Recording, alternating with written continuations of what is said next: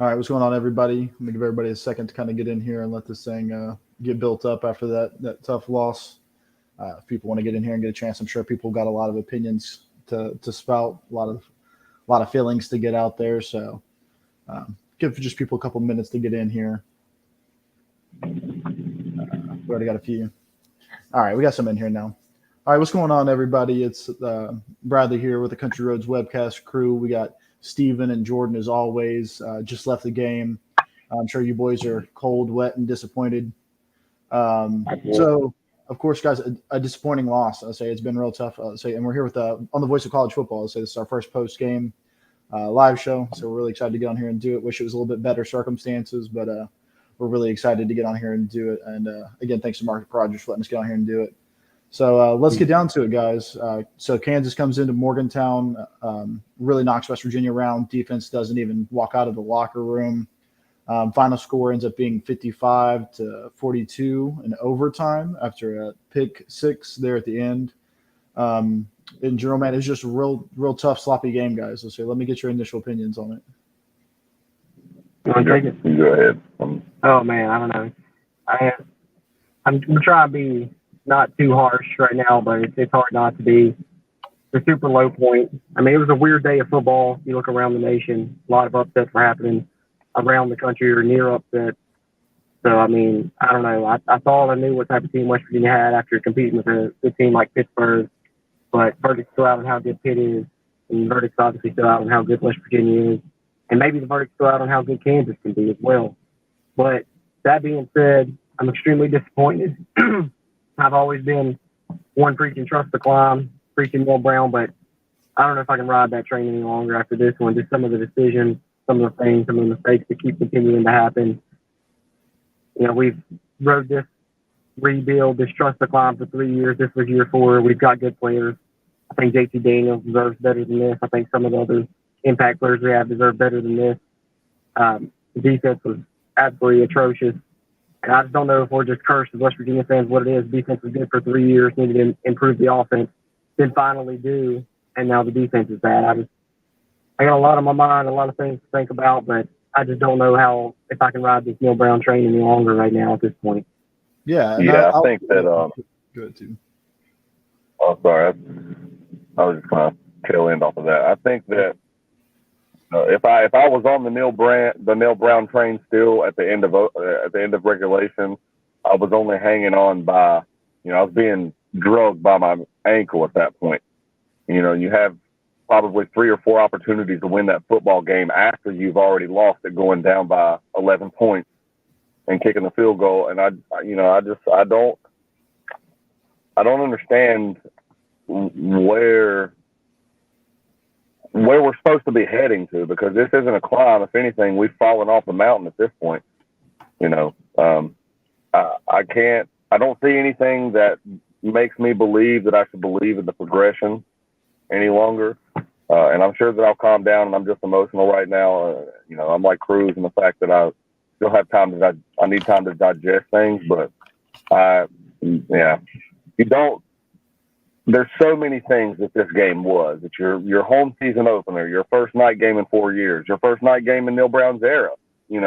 It's Kansas at that. I don't want to hear excuses of how good Kansas is, of it was raining, it was, this, that, or the third. I'm tired of excuses. I'm tired of them. I'm ready to see results and things produced on the field that we see and hear all off season, because you hear all this stuff all off season. You come out and you play against the ranked Pitt team last weekend in one of those great environments, like a great football team, and then you come out and you play like crap against Kansas. I'm so tired of seeing this every time we're supposed to be good. Now, I mean, how many times in the last decade and a half have we said that? Mm-hmm. I mean, so many times. We're supposed to be good. We're supposed to win the Big 12. We're supposed to win 10 games this year. We ain't done that. Skylar Howard did that, and he was the most hated quarterback in the Big 12 era at WVU. Yeah, absolutely. Yeah, and I think that, without a doubt, us here on the Country Roads webcast have definitely been, on the Neil Brown train since day one. And, we've given him a lot of leeway. And I'm right there with you guys and the frustration. And, I would say he's lost me as a fan right now. if anything, because the man came out on Monday. They looked really well against Pitt, but Neil Brown comes out on Monday and says, "Hey, don't lose faith in this team. We're still here fighting. We're going to do better, be better." And you come out and your defense is nowhere to be found. Your offense is jumping off sides. You're muffing punts, and you're just like not showing up. And then this seems to be a consistent thing after a close game against Oklahoma. You turn around and you lose against Texas Tech, and it's ridiculous. And it's just one of those things where you just can't keep looking past it. And, we're only in that game because of JT Daniels, Bryce Ford-Wheaton, and Caden Prather. I mean, realistically, without those three, we're getting blown out of that game. And, going into this, we had talked about on the Country Roads preview of the Kansas game, I had said, I'm worried that Kansas is going to turn this into a shootout, and I think that that's the only way Kansas could win it. And what did they do? They absolutely turned it into a shootout. And I saw it early on. I was excited to score 2 touchdowns, go up early, but the second I saw our defense couldn't stop them, I got worried because I knew that Kansas had the potential. They had all the right keys to come out there and make it a tough game for WVU, and we absolutely did not respond in a good way. I would say we responded in no way. And then you're going to turn around. You guys weren't there to see the halftime interview that Neil Brown did, and he said, this is not the kind of defense that we play. This is not the standard that we have set. We're going to go in here and we're going to make sure that we get this fixed, and we're going to come out and do absolutely better at this. And we didn't. We could not tackle. They were getting 25-yard runs down the field wide open. We could not defend. I was demanding to see younger guys in the class of 2022 that seemed like they could be great, like Mumu bin Wahad and Jacoby Spells. Didn't see them. Guys were just getting beat left and right. Dante Stills did not show up. It was a sad game for the defense all the way around, and that's on nobody but Neil Brown for not having those guys ready. And that just seems like, as much as I love Neil Brown before this, like that's one of those things we just can't keep letting go. Yeah, I know. I agree 100% with you. That's one thing, Neil Brown in his era, West Virginia's never won 3 games in a row. And I think looking at this season, we all thought that was finally going to be broken. I think most of us thought, we'd have a chance to start 4-0, at least 3-1. And you look at it, you play Kansas and Towson, you should definitely win those 2. And then you play Virginia Tech, all 3 games with you right there.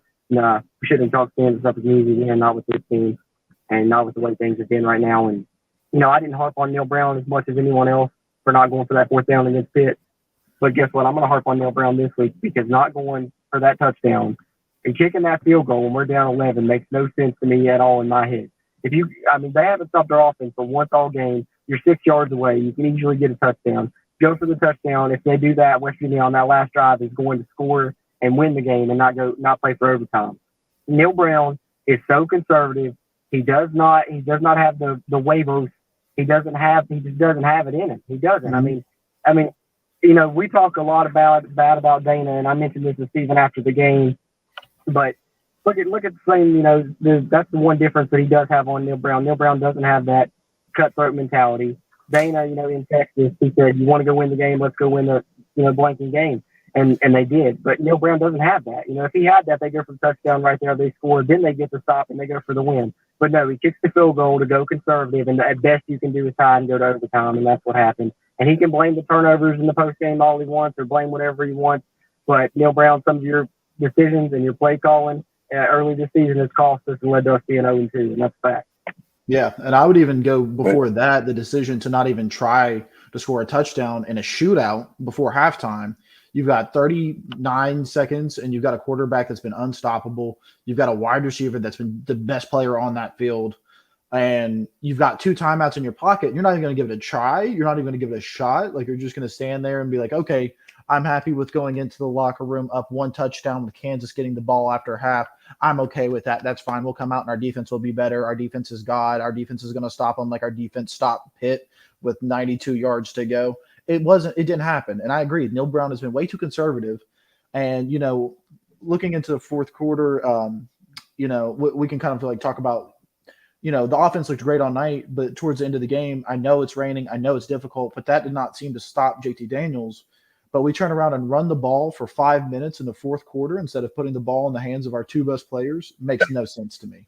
Absolutely no. Running the ball with your third back, absolutely no sense to me. Yeah, and that's one of my biggest gripes. I have a million of them, it seems like, at this point. But I think one of my biggest gripes is I think I pointed out to Cruz, we have 7 minutes to go in the 4th quarter, and we need to score we need 2 scores to be even tied in this football game.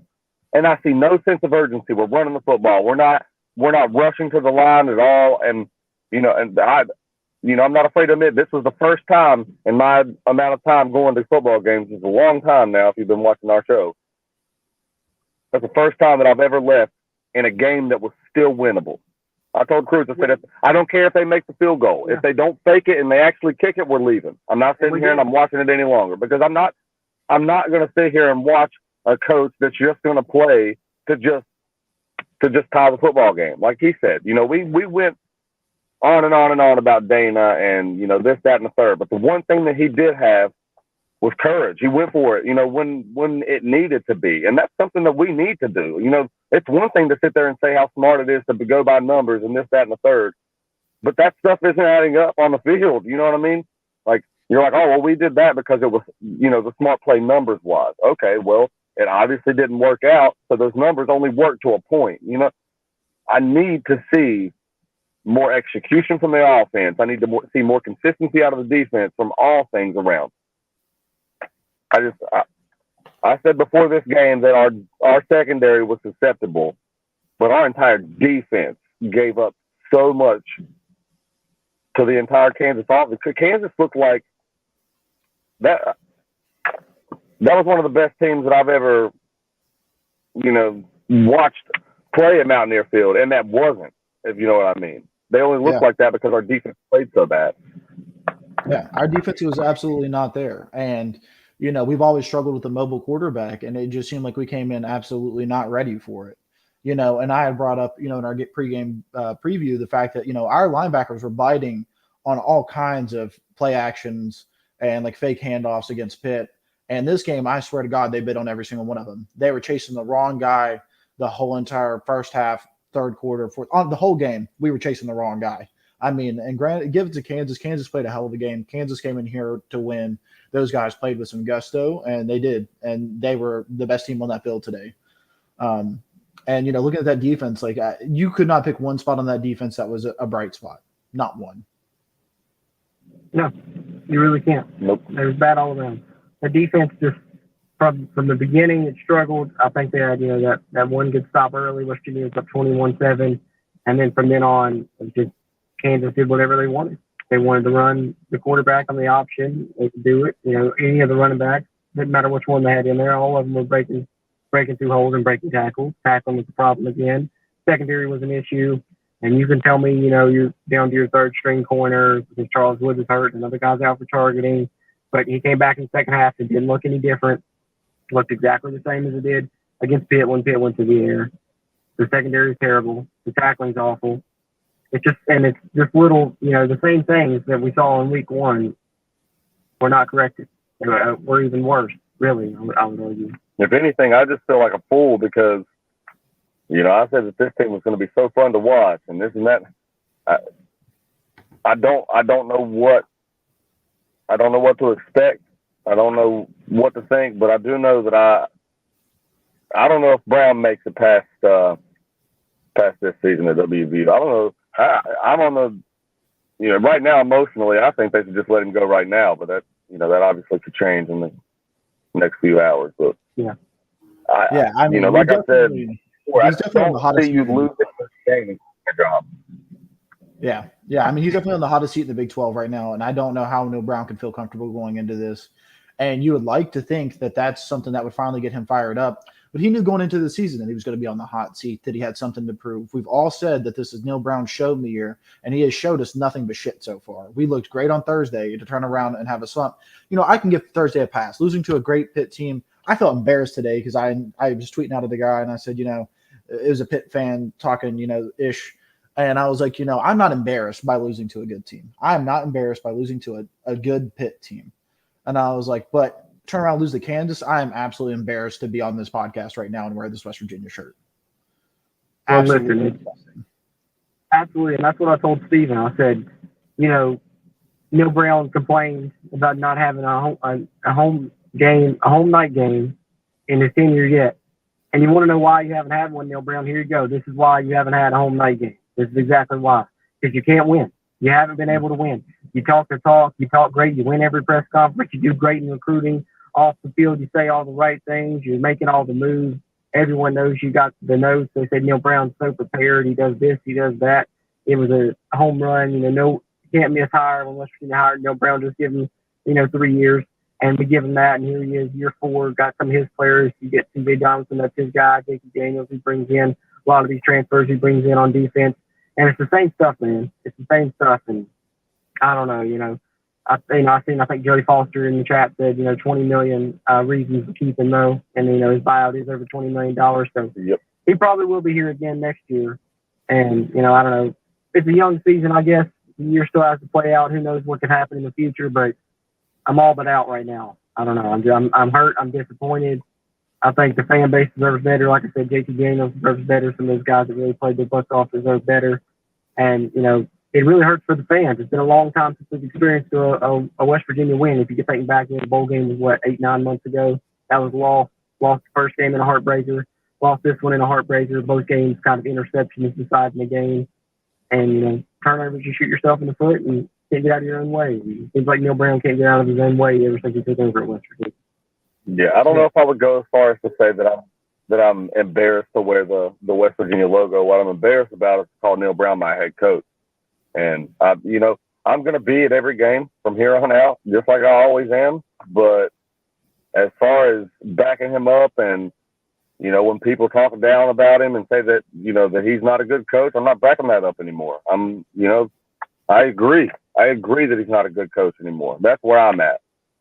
And, I know that I keep probably being repetitive and I sound like a broken record and I'm just saying a lot of generalities and stuff because I'm mad. But my Lord, man, like how many times, how many seasons, how many years do we have to go through the same excuse-filled nonsense of, when we do this, we'll be better. When we do this, we'll be better. We don't exist in that world anymore. You don't have time. You don't have time to be able to have this and then get that ready. It all has to come together at once. You know what I mean? You lose 2 games in a season right now. You're all but done. You start 0-2 in your season, 0-1 in your conference. I mean, and it's the second year in a row that you feel like the year was lost right at the beginning. I mean, last year we started 2-4. This year we thought, oh man, this lines up pretty good. We can start off 3-1, 4-0, and it's the same. I'm back to. I know when it was our post game or a preview of this game. I said, a completely different feeling going into game 2 this year than I did last year because I thought, in game 1 of this year, we showed a lot of fight, a lot of different things that we didn't show. Whereas the first game last year, Maryland, was just a complete disappointment. This year, you had some bright spots. And then you come out in game 2, and it's just right back to the same feeling I had last season. You just can't keep it up. I mean, Neil Brown, you can say all the good things you want about him, but it's a results-based business, and we're not getting the results that we need. We're not winning football games. We're not. And if it's, another 6-6 year, 5-7, whatever, who knows what it could be at this point. It's just, I don't know. They may eat that $20 million if it's bad enough. And that's another point I'll make. You can say that JT Daniels deserve better and all these guys deserve better, which is true. But the program deserves better is what I think. I think that, the lifelong fans that have dedicated, and I might be, I sound selfish in this, but I don't care. How many lifelong fans that have been going for 50 plus years, sitting in the rain and snow and cold weather and everything else, putting up with watching the Mountaineers because that's what we love and we bleed. We go up there and we watch them every single time, no matter what, and they're not willing to put their best effort forward and to get the best products on the field. I'm sorry, but I feel like the fan base and the program as a whole deserves better than that.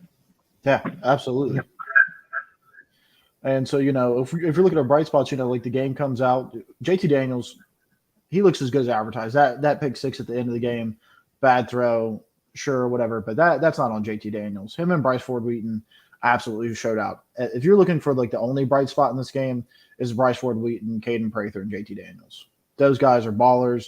And, if we are going to win games this year, it's going to be absolutely because of those 3. Yeah, I mean, it's not like this. I don't think West Virginia is going to lose out every game the rest of the season or anything like that. But it's just really hard right now to look at the positive, for sure. But that being said, I mean, the offense still, despite the loss, the offense has only stopped 1 or 2 times if you're looking at the positive. So, We only punted West the Virginia ball does have a twice really all good game. offense. Well, and the thing is, you're going to have to win every game in a shootout. It's going to be, you have to score 50 points to win if the defense is looking like this. I mean, this is early Big 12, like Joe DeForest, Keith Patterson defense is bad almost. How bad it's going to be at this point. Is Charles Woods that big of a factor in our defensive secondary that it causes that much of an issue? I know he was a leader, but I mean, it's one of those things where it almost feels like, was it a deflation issue? Our defense came out and played hard against Pitt, but granted, we gave up 30-some points against Pitt. People could say, Dante Stills had the best game of his life, but where was everybody else at? Where was our linebackers at?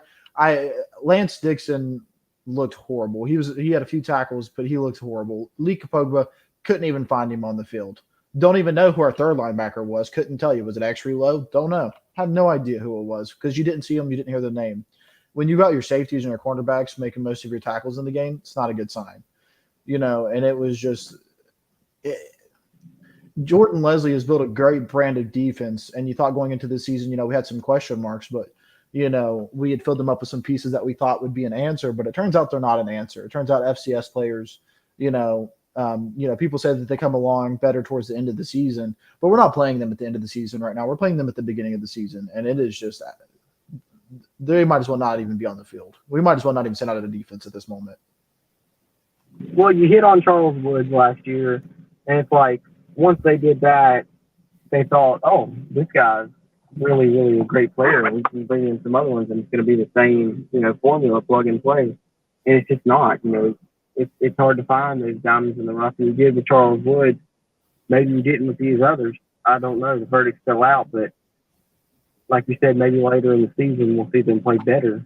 But right now, it's just rough to watch. Having not no defense out there, and I hate to say that, and wouldn't have expected to say that because that's the one thing, we thought going in this year was solidified through the 3 years of the Neil Brown era was that we had good defense. And, we just need to work on the offense. So, like if the offense gets fixed, we already have the defense in place, boom, we're good.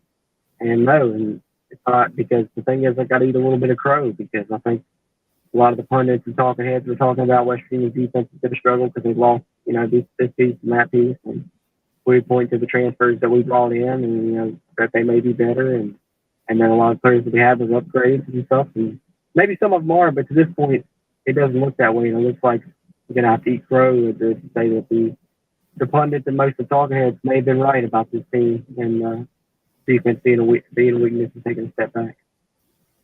Yeah, absolutely. And I mean, you guys should have heard the commentator all night. It was a lineman himself talking about how our line was just getting no push. JT Daniels, for the great game he played, he was doing it all on his own. The man was having to scramble. The man was getting hit. I mean, he got, drilled a couple times, but the man was making it work himself. Our offensive line still did not look that great. Our running backs had very little room to work. They were kind of making something of it, but most of it was literally just JT Daniels being able to throw it up and having 2 stud wide receivers that were able to go and catch it. So even looking at that, like the offense scored enough to win it, but it absolutely was not because of our offensive line. No, I think that if anything, our offensive line is more undisciplined than they were a year ago, and that's a mouthful. Mm-hmm. You get false starts, and so many instances. I'm trying to narrow it down to just one, but I can think of 3 or 4 off the top of my head where you have false starts, and one of them was Zach Frazier, who's quote unquote your best offensive lineman. And how many times was that said and mentioned? And man, it's just so. Well, I mean, it's so hard to watch a bad football team, but an undisciplined football team. It just adds. That's exactly what the commentator does is undisciplined. Guys with hands on their hips, just guys not being ready. Defense just wasn't in the right place. I know Kansas is throwing you a lot of motions, and they're sending people all over the field. I mean, they were really making you think about where their players were at, but.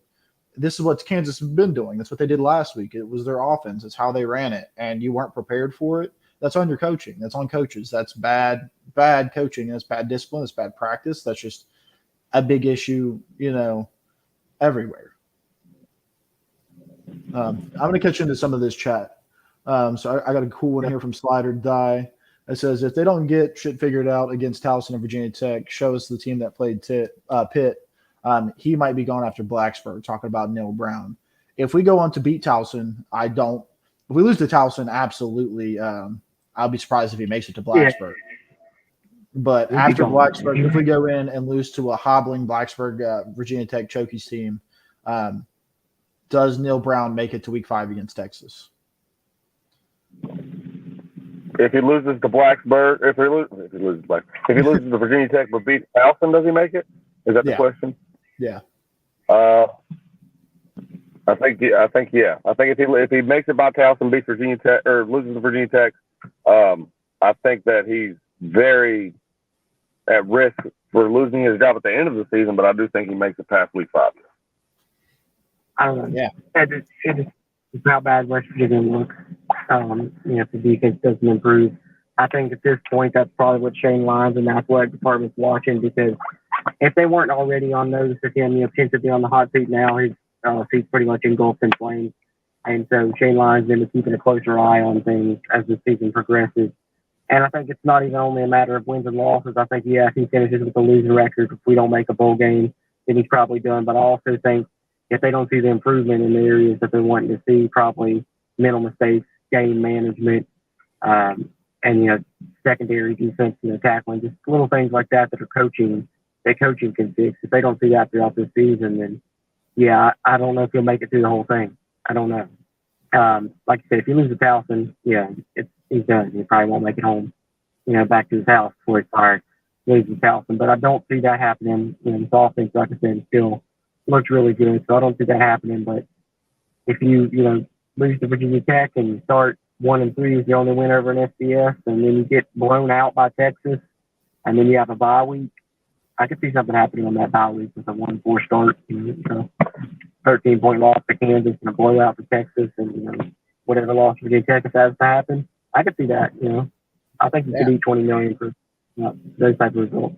Yeah, I mean, you definitely don't want to, especially West Virginia is not absolutely made of money, but we do have some of the best facilities in the whole entire country. We've got money coming from places that are out there. And I mean, you look at that Texas game. Texas looked scary today. Texas looked absolutely terrifying today. Their defense looked legit.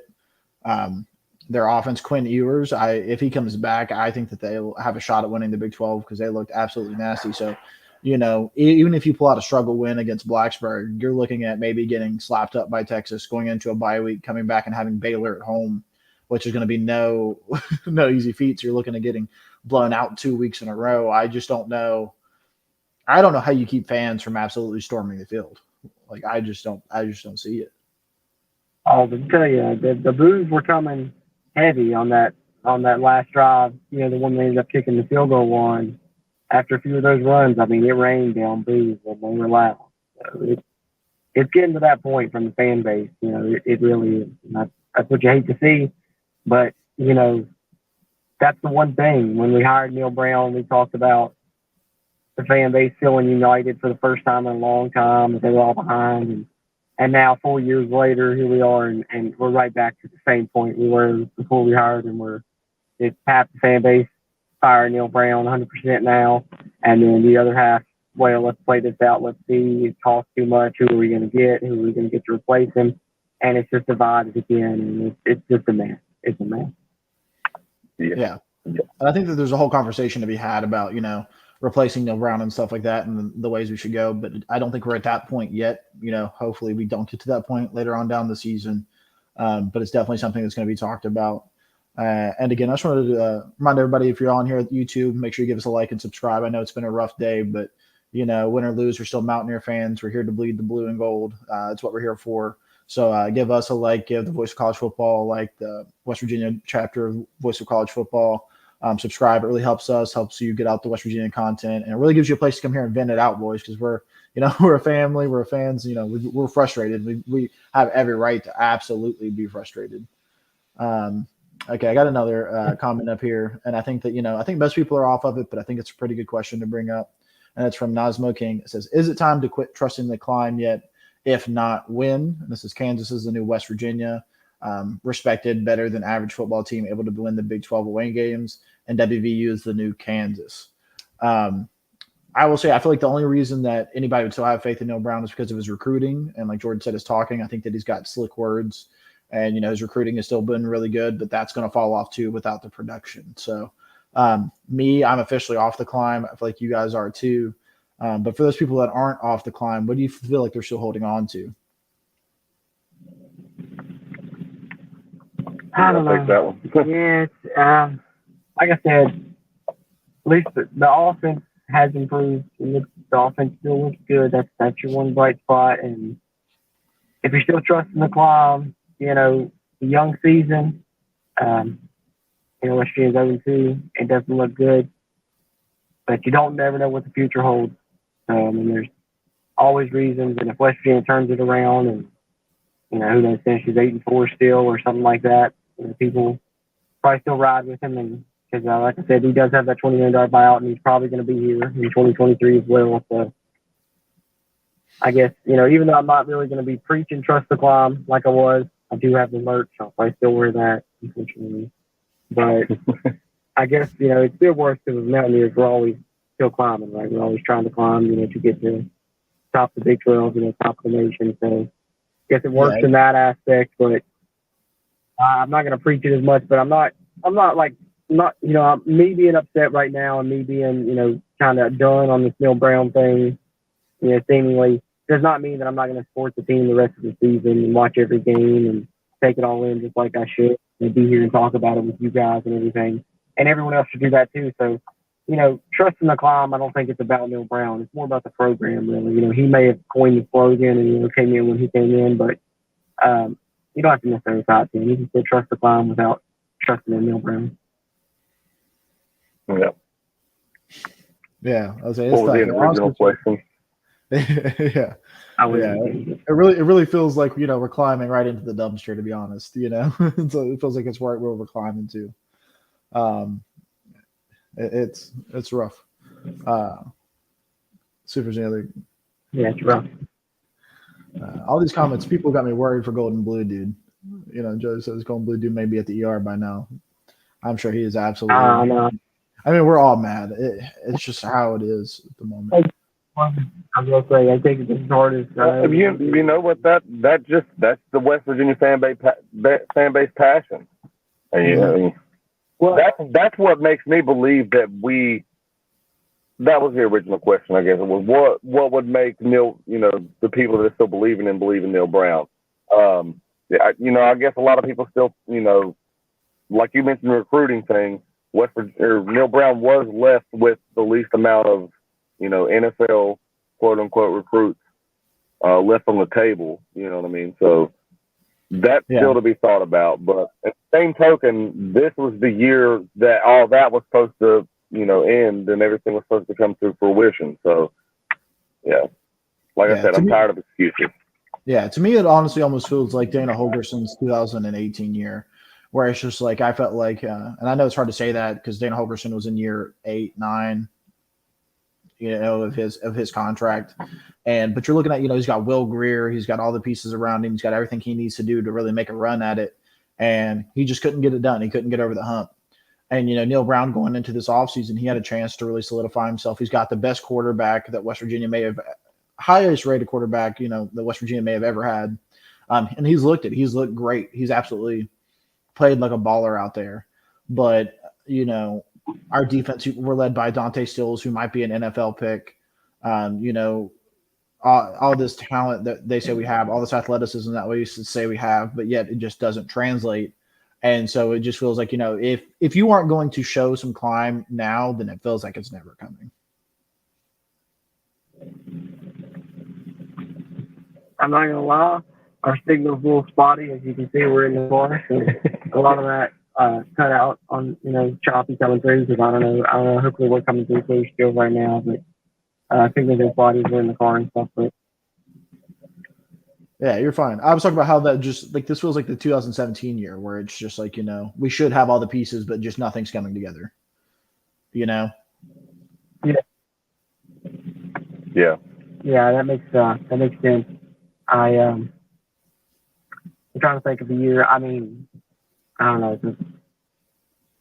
The vibe that I got in the stadium today, especially at the end, once Kansas went up 11, I mean, there were people talking about firing Neil Brown. There was people arguing back with him about how Neil Brown was a good coach. There's been people arguing that Dana was better, and there's just people, it was just not I won't say hostile because it wasn't like that, but it almost feels like people are done, like we are. I think, and comparatively, the way that it feels to me, I'm not trying to bring in disrespect or anything, because rest in peace, Bill Stewart, great man, great West Virginian, but it feels a lot like the latter end of his final season at West Virginia, when people were kind of just ready for it to be done. And then, we heard rumors that, they were thinking about getting him to resign in the last 4 games. You were just kind of ready for it to be done. And I felt like the stadium kind of felt like I was there at, like, what ended up being Bill Stewart's last game minus the bowl game against Rutgers, and kind of felt a lot like that, with just the things the fans were yelling, and what they were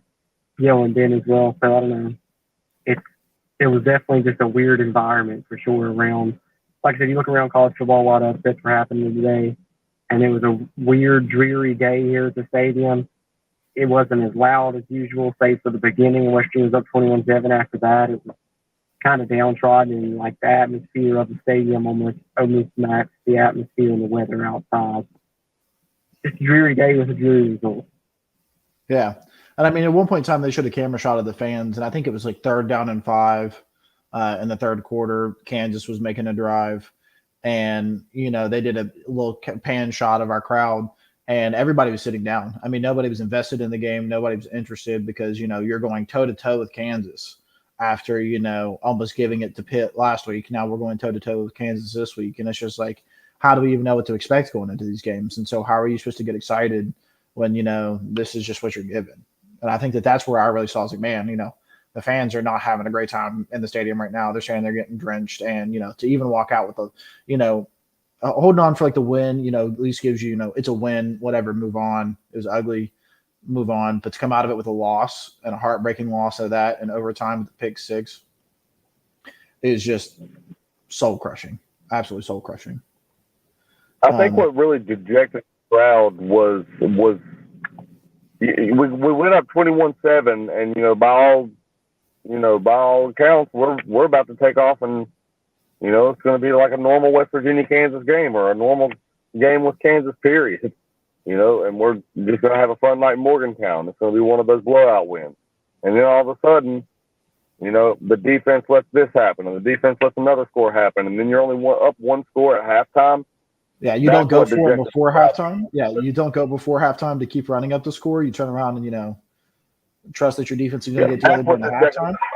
Everyone expected to be in a blowout, and then now you're playing in a shooting match with one of the worst teams in the Big 12. And like I said, they could go on to be better. Right now, I don't care. If anyone had any doubt that Neil Brown was too conservative, and that Neil Brown's not Mr. Nice Guy that doesn't have the killer instinct, I don't see how you're not on the other side of the fence after this game, because I was on the other side of the fence. I'm a Neil Brown supporter, defended him through thick and thin. Even on that 4th down call last week, defended him. But when he chose to kick that field goal, I mean, we left the stadium. We legit left the stadium. And I think a lot of people already left before that. But, yeah, it's just bad. And while we're ranting on stuff, I don't think we've really brought it up, too extensively yet, so I got to bring it up. What is it about West Virginia football that we can't find a player that can simply catch a punt? I don't know. I don't get it. I do not get it. Sam James is back there early in Neil Brown's tenure, then he started muffing it. And then he put Winston Wright back there, and then he muffed it. And then you had, I believe it was Grayson Malashevich in the bowl game, and he muffed one. And then against Maryland last year, you muffed one. And then in this one, you muffed one that, to me, changed the momentum forever in this game, and West Virginia never got it back. Yeah, absolutely. And, I had tweeted out right before that, I was like, going into the second half, I was like, it feels like a shootout. It's all going to come down to what defense can get a stop. And, our first possession, Kansas holds us to a field goal, and then we turn around and we hold them. We stop them. And how do we reward them but giving Kansas the ball on the 30-yard line. And, Neil Brown went after the referee and was yelling about passing, fair catch interference and stuff like that. Absolutely not. The guy didn't touch Reese. He ran right by him. Giddy up right past him, and it bounced right off of Reese's face mask. You can taste the rain and everything else. But, to turn around, that's Neil Brown. That's on him. And you want to talk about something else is you're in a close game in a shootout, and you want to do a pooch kick on a kickoff. You want to give Kansas the ball on the 30-yard line intentionally. Or were you trying to catch them off guard? I don't know what you were trying to do. It's a shootout. Kickoff ball in the end zone. You went out and got this kickoff specialist specifically. You told us this offseason because he kicks the ball out of the end zone because he gets touchbacks. So why are we doing that? Why are we kicking the pooch kick? What is it? I'm tired of the lies. That's another thing. I'm tired of the false truth, if you will, throughout the offseason. Because it's one thing, for a coach to be up on his guys, and this is straight lies. Like, you're telling us that you've got, Adam Vinatieri out there kicking footballs out of the back of the end zone, and he kicked what, two out of bounds on kickoff? Yeah, well, he kicked out one, I know, and then he got a couple short that wasn't even in the end zone, but neither here nor there. Short. It's the decision to do, like Bradley said, to do the pooch kick. And, Neil Brown's had a lot of hand in touching, so I got to think he played a part in that decision. Just like I think it was his decision not to go for the touchdown and go for the field goal to, make it an 8-point game. So at best you tie. At best, that's that's Neil Brown in a nutshell right there. Kicking the field goal, and at best you tie. Knowing that if you go for the touchdown, you can go for the win. But Neil Brown's willing to settle for the tie at best. He's willing to settle for that. And you saw that tonight. He's willing to settle. Yep. Yeah. And, for that field goal, we were on the half-yard line. I mean, you were looking at the easiest walk-in of your life. And what happens? But an undisciplined team, Jaquay Hubbard, jumps off sides, which is probably his 5th offsides penalty of the whole entire season so far, the whole 2 games so far. And that's just absolutely ridiculous. And that's on Matt Moore not having his offensive line ready. That there's going to be these 2 guys fighting for a starting job all offseason. And what do they do but come out and absolutely screw it? I can understand that they might not be the best. One's more physical, one's better at, consistency. But right now, neither one of them are good. They're both bad. And it's like, yeah, I see why now Jordan White was starting at guard. But even at that, you would think that they would be a little bit more prepared than what they were. And it just seems like that only answer to that is coaching. And Neil Brown absolutely put his neck out on the line for Matt Moore last year. And what have we got for it? Nothing. Yeah. Nothing. I don't understand this offensive line, though. Cause sometimes we'll do run play and the running back will have a massive hole. And I'm like, man, our offensive line looks good. But then pass protection is still spotty, and so I don't understand how they can look so good on one play and then so bad a few plays later. I just don't. It's consistency. There is none with this team, and that's got to be on the coaching staff. It's at this point after 4 years, no consistency. The only thing that's inconsistent with this staff is inconsistency. Well put. Couldn't have said that better myself. Gotcha. Somebody did correct me. It was a tight end that jumped off sides there at that field goal. But still, I remember one time we were down close on the goal line and Jaquay Hubbard jumped, and it's still. Jaquay did jump one. It was Traylon Davis. It was Traylon Davis on the one. Yeah. But I mean, on that last play, I know on our 2-point conversion we got it. Thank God for Bryce Ford Wheaton existing. But we lined up with Cortez Braham at the running back spot. Yeah, I don't know what they were doing on that 2-point conversion call there, but I was a little worried on that they weren't going to get that 2-point conversion. I did not think we were going to get that 2-point conversion, and if it was not for JT Daniels and Bryce Ford Wheaton, we would not have got that 2-point conversion. Yeah, they just made a play because whatever was drew up initially didn't work, and they were just improvising on that and got it. But that's like I said, if Neil Brown has the guts, doesn't kick the field goal, you're not in that situation. Just going, kicking an extra point because you're scoring a touchdown and give you the lead there. You can't throw in 30 seconds. But I can't harp on that enough, I guess. But it is what it is. That's my feelings. That to me, when he decided to kick that field goal, that was it. Like I said, we left the stadium and just Neil Brown. That just told me everything I needed to know. Like you said, this was the show year, and 2 games into it, I think think I've decided what side of the fence I'm on. He's And showing me. hopefully, maybe wrong. I was going to say, he showed us. Yeah, unless he turns it around and proves us wrong, and I hope he does. I'm eating crow right now for supporting him, and maybe at the end of the year we'll be eating crow for hating on him at this point. But until that happens, I can't. I just can't. Yeah, I will say it takes a lot to get me back on the train. Sorry about that, man. Cut you off. Oh, no, it you're takes me a lot good. to get. Yeah, and I mean, I think that that's super reasonable, and I think that we've been fair as fans. Us three, Country Roads Webcast, we've been very supportive of Neil Brown, giving him every chance in the world. But I think that we reserve every right, and it's okay to change our minds. And I'm not going to sit here and feel bad for it. I'm not going to sit here and apologize for the way I felt about Neil Brown when we first hired Neil Brown. And I laugh about it, thinking about it now. But I loved his culture. That's the only thing that's kept his job so far is like the culture that he's preached. And, the recruiting that he's done and, coming in and, trying to build the right kind of culture. I had said at one point in time, I don't care, quote, and I'll quote myself, I don't care if Neil Brown wins another football game. I will always want him as my head coach, end quotes. I was wrong. I was stupid. I didn't know what was in for me. I thought that the formula that he had was a winning formula, and it is just not manifested. Absolutely not. And that kind of wants to bring me to I think that's from right up here.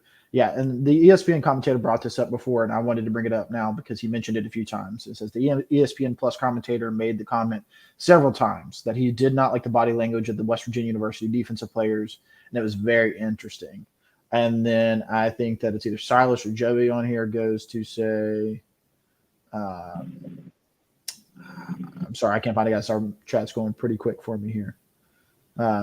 With something along the lines of, absolutely debilitated, undisciplined, and stuff like that. And it comes to a point where, do you guys think that Neil Brown has lost the team? At this point, he's lost the fans. Fans are gone. Yeah. If you've lost us, we're gone. Have you lost your team?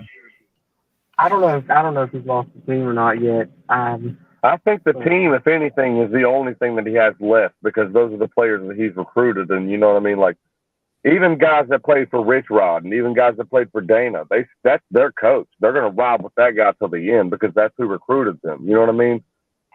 And like, as the team as a whole, like, if that is anything right now, because 0-2, I don't think we could even say we have a team. I think it's too early to say he's probably lost the team. It's just a bunch of guys in uniform. With especially the culture of the game now, transfer portal and stuff like that.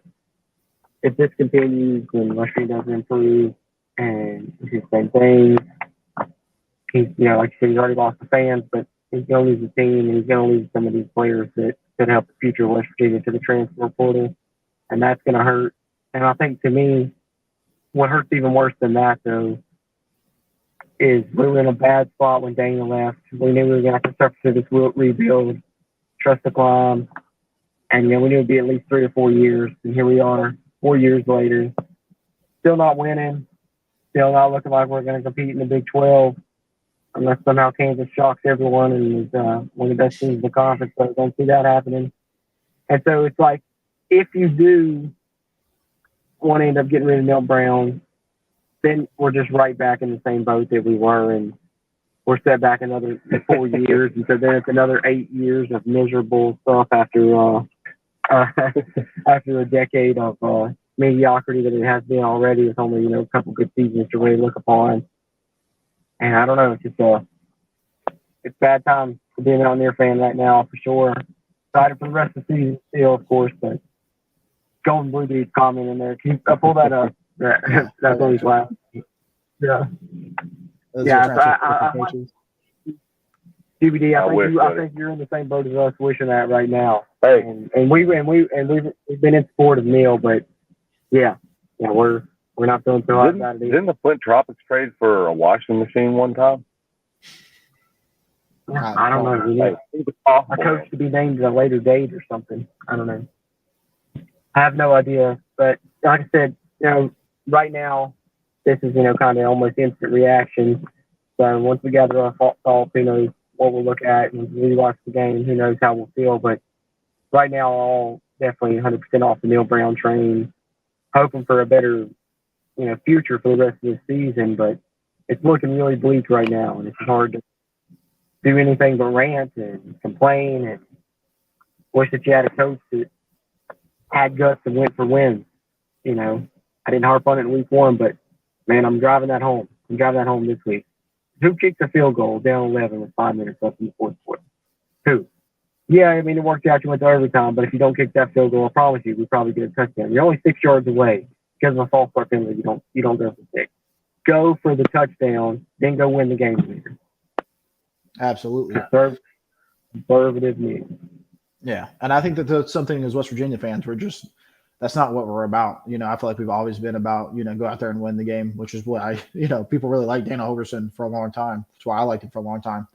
But, you know, it's just not what we're about, man. We're about going out there and winning the game, and deciding to be conservative about it has lost us the game way more times than it has ever won us the game. And football, basketball, any sport that West Virginia's ever been a part of, the second you start playing to not lose is the second you lose. Yeah.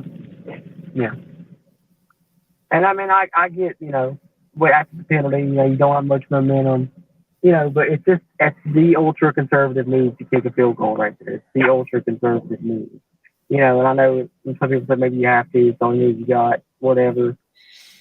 I don't believe that. Not with the way West Virginia's offense has been playing. Kansas only stopped them like one time, I believe. I think we punted once the whole game, and you're 6 yards away. Yeah, not with the players you have.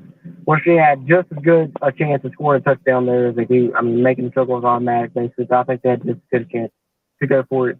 And, you know, regardless of if you agree with the decision to pick the field goal or not, it just is more about me the thing that it shows about Neil Brown.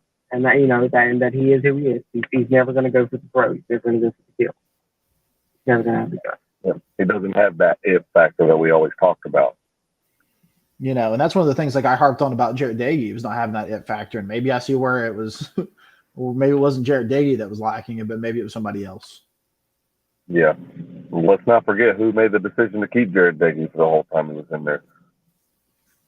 Absolutely. It's rough. It's rough right now. And then even in overtime, when you finally do, you know, they get the ball first, you got to stop. You have to stop, and you're going to have to kick the field goal. You're going to, you know, have a chance to win it again. And what happens? Another mental mistake, another costly penalty, and that's the stuff that keeps rearing its ugly head. It's the same stuff. And, you know, whether it's the false start on offense or it's the late hit penalty that, you know, cost you in overtime. Yeah, absolutely. And I think that's just one of those undisciplined things, because that was Taj Olson. That's a guy that's been in the program. That was You know, that was junior, senior. I don't know exactly which one it is, but, you know, that's just a mental mistake that you can't have. And it just seems like, you know, they talk about the team that makes the least amount of mistakes usually wins. And it seems like West Virginia can't stop making mistakes. You know, you can forgive it the first couple of years. You can forgive it a little bit last year. But the mistakes that I've seen this year, you just can't forgive, man. No, not when you've seen them for 3 years and they're just continuing with the mental mistakes, because that's what we thought we were getting with Neil Brown. What we were told was detail-oriented. And to me, I was picturing, you know, those Bill Snyder Kansas State squads that, you know, never beat themselves and they're mistake-free. And we've never seen that. I mean, you know, yet. Still haven't ever seen that. And I see somebody in the comments saying, you know, talking about Neil Brown, you know, kicking it was the right decision, only decision. And, you know, that's fine. You know, he says he did, Neil did what it took to get overtime, and Taj Olson cost us the game. Okay, so Neil did what he did to get us overtime, and Taj Olson cost us the game. But Taj Olson cost us the game with a mental mistake, you know, one of those little bonehead penalties, if you want to call it that. And that is on coaching. Either way you want to look at it, it boils down to Neil Brown. This is a coaching issue right now. You can't say it's not at this point. And I've been a guy in the corner the whole time. You can't, you know, it's coaching at this point. It has to be. What else could it be? Yeah, you can only go so many years in with having these issues and not go to coaching. You know what I mean? These kinds of issues are cleaned up by year 4. Yeah. For year 3, what do we run together? This is year 4. Part of year 4, sorry. Yeah, point still stands. Yeah, I don't know. I know we ran it, but we had a lot to get off our chest for sure. But, you know, appreciate everybody that's tuning in, you know, tonight here. This is our first one with a Country Roads webcast. You can find us, you know, here on YouTube as well. Just search Country Roads Webcast, and then appreciate Mark for having us on here, Voice of College Football, and on the West Virginia channel. We're streaming on all 3 channels, and we'll be doing these post-game shows immediately following every West Virginia game this season. So tune in here. If you're here, hit the like button. That helps this video and will help the future videos as well. Subscribe to the West Virginia channel if you haven't already. Plenty of good West Virginia Mountaineers content here on the West Virginia Voice of College Football channel. And, sorry this one's so negative, but, it's a negative day. We weren't negative. We were just honest about the game, to be fair. We were honest about what we saw on the field, the feelings that we felt. And, it is what it is. It was a really tough loss. Again, final in Morgantown, Kansas 55, West Virginia 42. Real tough loss, guys. Also, make sure you guys join the Voice of College Football call-in show, 11:30 p.m. Eastern time. Join Mark Rogers. Guy's great. And you guys got any last words before we hop on out of here? I'm sure you guys got a long drive ahead of you. I'm sure we're all ready to put this day behind us and ponder upon it tomorrow. So last thoughts there, you two. I don't know. I don't really have anything too much to say. I feel like I'm just gonna continue to rant right now. I'm just glad to get everything off my chest. Glad to talk with the Mountaineer Nation and let them have a place to vent a little bit as well in the chat there. And glad that we got to vent about it. And bad day. Hope for a better tomorrow and a better rest of the season. Still excited for Mountaineer football. Still going to be tuned in regardless of the result. 12-0, we're 0-12. I always like to say, and that's how it's going to be. Bleak right now, but there's always a brighter future. So we'll see what happens the rest of the season. But let's go Mountaineers as always. Right? So like I say. Yep, I've been pretty much a broken record this whole episode. So I'm just going to keep on harping on the same things. And like you said, we're going to have time to go home and digest this, and we'll come back again with our reflective thoughts after that. I'm sure in another episode, but this one's hard to take. And I was one of the ones that was super high up, and I knew that you guys looked at me like I was crazy when I said 9-3. Up until about 4 hours ago, I felt that was still solidified, and I felt so confident in that. But I truly feel ashamed and embarrassed for predicting that. But, hey, they got us all, man. They put us all for fool. I can definitely say without a doubt, it seems the Country Roads webcast crew has hopped off the climb train. It's going to take a lot to get us back on there. We're not giving up on West Virginia Mountaineer athletics, but we are for sure being a lot more critical from here on out, because it's just what we got to do as fans. It's our responsibility to hold our coaches accountable and to hold our whole department accountable, to be honest. And so, definitely look forward to talking to you guys again, previewing the game coming up against Towson. Hopefully that'll be a little bit sweeter candy to put in our mouth. But for right now, I think that there's just no better way to go out, and it's just it's a bad day to be a Mountaineer wherever you may be, to be honest. But of course, guys, glad we all got to get on here and talk about it. Thanks again to Mark Rogers and the Voice of College Football. Make sure you guys subscribe everything up, like it all up, and follow us everywhere you can. Appreciate everybody for being on here. And again, everybody have a good night. And so for myself and my co-host, Steven and Jordan, let's go Mountaineers.